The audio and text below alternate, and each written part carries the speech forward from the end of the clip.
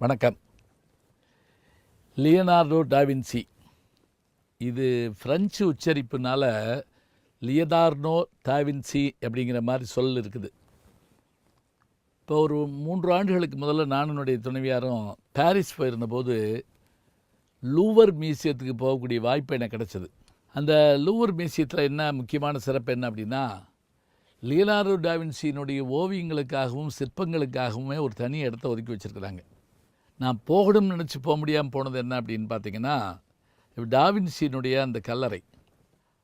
இங்கே நான் அங்கே போயிருந்தபோது அந்த ஓவிய கண்காட்சியில் அவருடைய லூவர் மியூசியத்தில் பார்த்தேன்.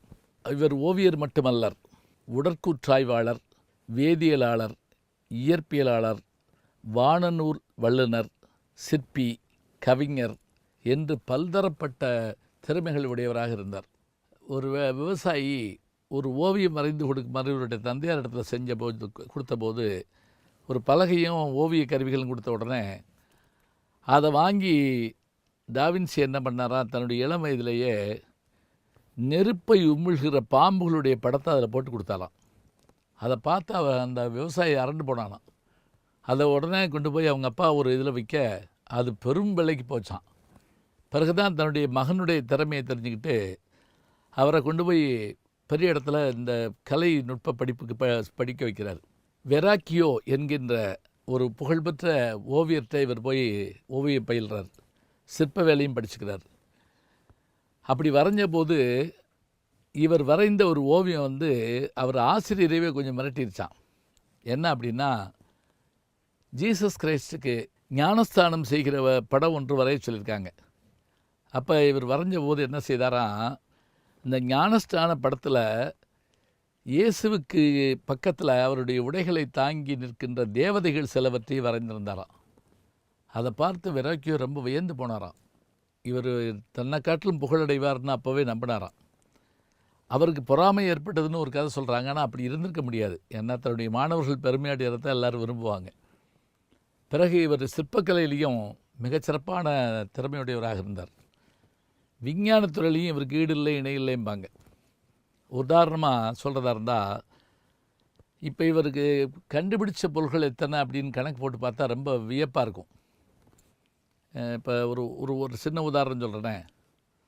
கத்திரிக்கோளை கண்டுபிடித்தது யார்? ஒரு கேள்வி கேட்டு விட கூட கடைசியில் சொல்லலாம். கத்திரிக்கோளை கண்டுபிடிச்சது லியனார்டோ டாவின்சி. ரொம்ப பேருக்கு தெரியாது. இதுபோல் அரிய பொருள்கள் பாராசூட்டை பற்றி இவருடைய ஓவிய புத்தகத்தில் இருக்குது. அதாவது விமானத்திலேருந்து கீழே குதிக்கக்கூடிய ஒன்று. ரொம்ப நாளைக்கு முதல்ல நான் டிஸ்கவரி சேனலில் பார்த்தேன். டாவின்சி வரைஞ்சி வச்ச ஒரு விஷயத்தை திரும்ப செஞ்சு பார்த்தாங்களாம். 14ஆம் நூற்றாண்டில் யோசித்து வச்ச விஷயத்தை செஞ்சு பார்த்தாங்களாம். அதாவது யாரும் இல்லாமல், பெட்ரோல்கள்லாம் போடாமல், மின்சாரம் இல்லாமல் உள்ளே உட்கார்ந்து அமர்ந்து 4 பேர் உள்ளே இருக்கிறத சுற்றினா அந்த கூண்டு தானே நகண்டு போகிற மாதிரி ஒன்று செஞ்சுருக்காரு. அதை இப்போ செஞ்சு காமிச்சாங்க. அதோடு மட்டும் இல்லை, இவருடைய ஓவிய திறமைக்கு ஒரு எடுத்துக்காட்டு அப்படின்னு பார்த்திங்கன்னா, 1498 இவர் வரைந்த லாஸ்ட் சப்பர் என்கின்ற இயேசுநாதருடைய கடைசி விருந்து என்கின்ற அந்த படம் தான். அதில் தான் அவர் இயேசுநாதரோடு இருக்கக்கூடிய ஒரு முகத்தை வச்சு டாவின்சி கோட் அப்படின்னு ஒரு நாவல் வந்தது, படமாக கூட வந்தது. அது ஒரு பெண்மணியினுடைய முகமோ என்னவோ அப்படிங்கிற மாதிரியான ஒரு பேச்சு வந்தது. டாவின்சி கோடுங்கிறதே லியனார்டோ டாவின்சியினுடைய பேரில் தான் வந்தது. அதே மாதிரி 1503 இவர் வரைந்த ஒரு உலக புகழ்பெற்ற ஓவியம் எதுன்னு கேட்டால் அதான் மோனலிசா என்கின்ற ஓவியம். அந்த மோனலிசா ஓவியம் பல முறை திருட்டு போய் திருப்பி கொண்டு வந்து வச்சாங்க. இப்போ நான் போகிறப்ப கூட எனக்கு காமிச்சாங்க. அது உண்மையான ஓவியமானு எனக்கே தெரியல. எங்கள் லூவர் மியூசியத்தில் இருக்குது. அதாவது புன்னகை புரிய முயல்கின்ற பெண்ணோட ஓவியம். அது வாய் வெட்டி சிரிக்கிறதில்ல, சிரிக்க முயல்கின்ற ஒரு மர்ம புன்னகை மாதிரியான ஒன்று. அது சொல்லுவாங்க, அது அவங்களுடைய அத்தையினுடைய படம், அதைத்தான் அவர் அப்படி வரைஞ்சார் அப்படின்னு கூட ஒரு செய்தி உண்டு. இப்படி எத்தனையோ விஷயங்களை சொல்கிறதா இருந்தால், விஞ்ஞானத்தில், வேதியியலில், அறிவியலில், உடற்கூற்றியல், முக்கியமாக இன்றைக்கு நம்முடைய உடற்கூற்றாய்வாளர்களெல்லாம் எப்படி உடம்பை பிரித்து இது பண்ணுறாங்களோ அதுக்கான இது முழுவதையும் இவர் செஞ்சு வச்சுருந்தார். படங்கள் வரைஞ்சி வச்சுருக்கார். டாவின்சி வரைஞ்ச படத்தை பார்த்தீங்கன்னா உடம்பு அப்படியே அக்கு வேற ஆணி வேற பிரித்து படம் வரைஞ்சிருக்கிறார். அதுக்கு அந்த அரசர் அனுமதி கொடுத்தாராம். பிரான்ஸ் அரசர் இவரை ரொம்ப ஆதரிச்சிருக்கார். இவருடைய வாழ்நாள் முழுவதும் இவருக்கு வேண்டியவெல்லாம் செய்து கொடுத்துருக்கிறார். ஏன்னா அப்போல்லாம் இறந்து போன உடம்பை அறுக்கிறதுங்கிறது, பிணத்தை அறுக்கிறதுங்கிறது யாரும் கிட்ட போக மாட்டாங்க, பாவம் என்று வேறு நினைப்பாங்க.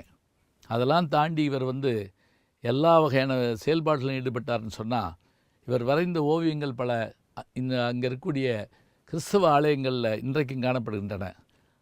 இப்படி தன்னுடைய வாழ்நாளில் 67 வயதுக்குள் எல்லா திறமைகளையும் தனக்குள் கொண்ட ஒரு மனிதராக இவர் இருந்தார் என்று சொன்னார் லியனார்டோ டாவின்சி, ஒரு பல்நோக்கு முன்னோடி.